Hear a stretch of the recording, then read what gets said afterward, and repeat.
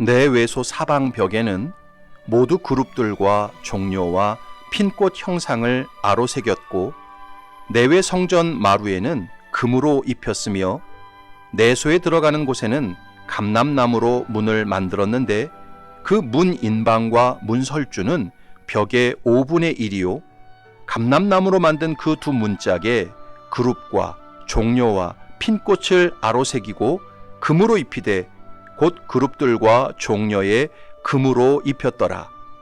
또 외소의 문을 위하여 감람나무로 문설주를 만들었으니 곧 벽의 4분의 1이며 그 두 문짝은 잣나무라. 이쪽 문짝도 두 짝으로 접게 되었고 저쪽 문짝도 두 짝으로 접게 되었으며 그 문짝에 그룹들과 종려와 핀꽃을 아로새기고 금으로 입히되 그 새긴 데에 맞게 하였고 또 다듬은 돌 3켜와 백향목 두꺼운 판자 1켜로 둘러 안뜰을 만들었더라. 아멘.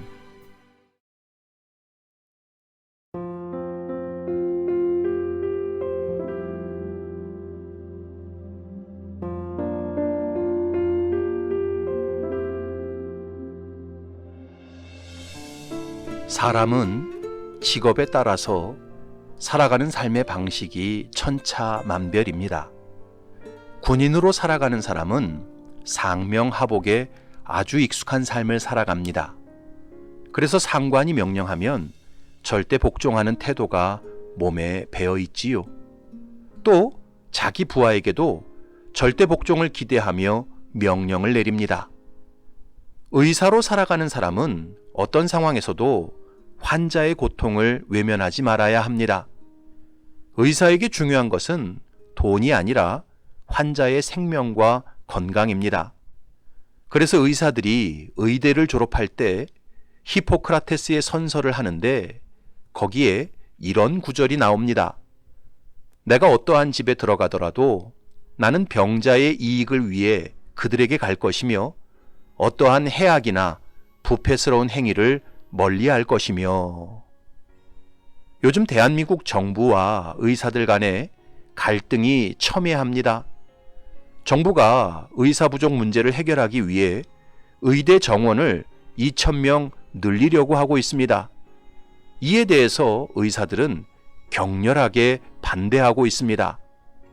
물론 정부와 의사의 입장이 다를 수 있고 각자 자기 입장을 자유롭게 표현할 수 있습니다. 하지만 환자의 건강과 생명을 볼모로 정부를 압박하는 의사들의 모습은 양심의 법정에서도 인정받을 수 없고 자신들이 서약한 히포크라테스 선서 앞에서도 인정받을 수 없습니다. 아무리 세월이 바뀌고 황금 만능주의가 판을 쳐도 의사는 의사로서의 소명감을 결코 외면하면 안 됩니다. 의사로서의 마땅한 삶을 살아가야 합니다. 목사는 언제나 3가지 준비를 하고 살아가야 합니다. 첫 번째는 설교할 준비요. 두 번째는 이사갈 준비요. 세 번째는 죽을 준비입니다. 목사는 어떤 상황에서도 하나님의 말씀을 전해야 하는 사람입니다. 그래서 늘 설교가 준비되어 있어야 합니다. 또한 목사는 교인들과 싸우는 사람이 아니라 그리스도의 사랑과 희생을 실천하는 사람입니다. 따라서 교인들이 목사의 지도를 거부하거나 받지 않으면 싸우지 말고 언제든지 이사갈 채비를 해야 합니다. 그리고 목사는 영원한 하나님 나라를 선포하는 사람입니다. 따라서 목사 자신이 먼저 하나님 나라를 꿈꾸고 그 나라에 들어갈 준비를 하고 살아야 합니다. 어떤 직업을 가졌든지 그 직업에 합당한 삶을 살아가는 것은 마땅한 일입니다. 그렇다면 예수님을 믿는 성도는 어떤 정체성을 가지고 어떤 모습으로 살아가야 할까요? 고린도후서 6장에서 분명히 말씀했습니다. 우리는 살아계신 하나님의 성전이라. 또 에베소서 2장에서도 말씀했습니다. 너희는 사도들과 선지자들의 터 위에 세우심을 입은 자라. 그리스도 예수께서 친히 모퉁이 돌이 되셨느니라. 그의 안에서 건물마다 서로 연결하여 주 안에서 성전이 되어가고 너희도 성령 안에서 하나님이 거하실 처소가 되기 위하여 그리스도 예수 안에서 함께 지어져 가느니라. 예수 믿는 성도의 근본 정체성은 하나님의 성전입니다. 따라서 성도의 인생은 하나님의 성전으로 지어져 가는 과정이라고 해도 틀리지 않습니다. 그렇다면 성도가 하나님의 성전으로 지어져 간다는 것은 구체적으로 어떤 모습으로 살아가는 것일까요? 그것을 오늘 본문에서 분명히 말씀하고 있습니다. 솔로몬 성전 내부에는 독특한 문양 3가지 그림이 양각으로 부조되어 있었습니다. 29절을 보면 내외소 사방 벽에는 모두 그룹들과 종려와 핀꽃 형상을 아로새겼고 32절을 보면 감람나무로 만든 그 두 문짝에 그룹과 종려와 핀꽃을 아로새기고 금으로 입히되 곧 그룹들과 종려에 금으로 입혔더라.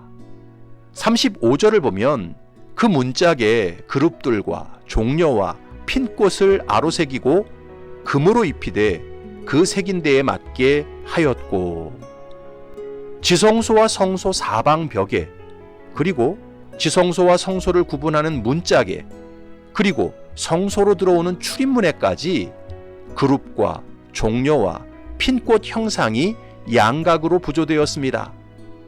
이 3가지 그림은 성전으로 살아가는 성도의 삶이 어떠해야 하는지를 분명하게 보여주는 상징 언어입니다. 그렇다면 성도가 하나님의 성전으로 살아간다는 것은 구체적으로 어떻게 살아가는 것일까요? 첫 번째는 오직 하나님의 영광을 위해서 살아가는 것입니다. 29절을 보면 내외소 사방 벽에는 모두 그룹들과 종려와 핀꽃 형상을 아로새겼고 솔로몬 성전 내외소 사방 벽에는 먼저 그룹들이 양각으로 부조되었습니다. 이 그룹은 지난 시간에도 말씀드렸던 것처럼 하나님의 보좌 옆에서 하나님의 영광과 위엄을 드러내는 영적 존재라고 말씀드렸습니다.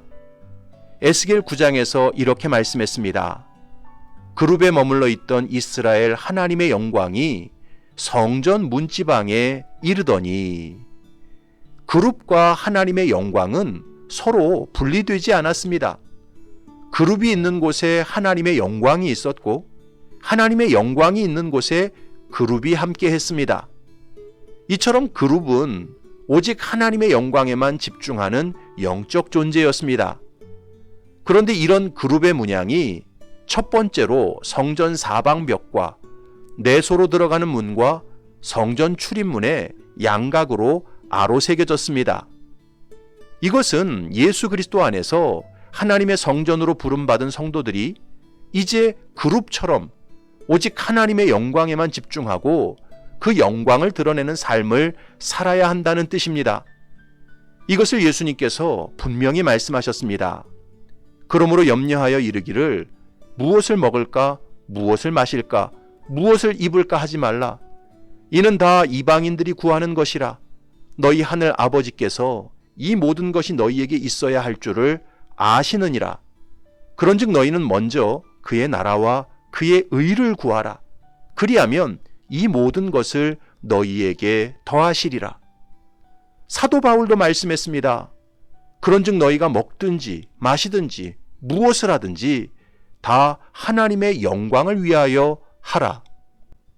예수 믿기 전에는 누구나 죄의 본성을 따라 자기의 영광을 위해서 살아갑니다.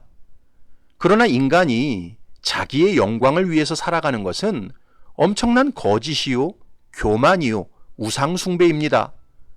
왜냐하면 피조물인 인간은 스스로 영광을 취할 만한 존재가 전혀 못 되기 때문입니다. 생각해 보십시오. 인간이 자기 생명을 만들었습니까? 인간이 자기 몸을 만들었습니까? 인간이 생존하는 데 필요한 모든 조건을 스스로 만들었습니까? 전혀 만들지 않았습니다. 인간이 존재하고 살아가는 데 필요한 모든 것은 다 하나님께서 만드셨고 하나님께서 은혜로 입혀주셨습니다. 인간은 처음도 하나님이고 마지막도 하나님입니다. 인간은 하나님을 떠나서는 아무것도 할 수 없는 존재입니다. 뿐만 아니라 인간이 죄로 타락하여 하나님과 원수가 되었을 때 자기 스스로를 구원할 수 없었습니다. 율법이라는 엄청난 철옹성 앞에서 인간은 죄인이요 죽을 수밖에 없는 존재라는 사실만 더욱 선명해졌습니다. 그래서 하나님께서는 자기 독생자 예수 그리스도를 대속제물로 보내주셔서 인간의 모든 죄를 청산하셨고 믿음으로 구원받는 길을 열어주셨습니다. 따라서 하나님의 창조와 구속의 역사를 믿고 깨달은 성도들은 이제부터 남은 생애를 오직 하나님의 영광을 위해서 살아가야 합니다.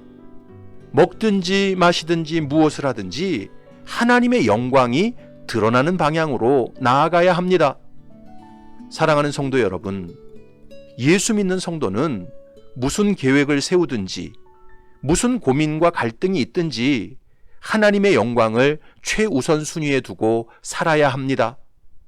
비록 내가 조금 어려워지고 손해를 보고 자존심이 상하더라도 오직 하나님의 영광이 드러나고 하나님의 영광이 충만해지는 길로 나아가야 합니다. 그러면 결국 하나님께서 모든 것을 더해 주십니다. 하나님의 영광으로 우리를 더욱 영광스럽게 하십니다. 바라기는 저와 여러분들이 오직 하나님의 영광을 위해 살아가시기 바랍니다. 그래서 모든 것을 더해 주시는 하나님의 역사를 체험하고 하나님의 영광으로 더욱 영광스러워지는 복된 성전으로 지어져 가시기를 주님의 이름으로 축원합니다. 아멘.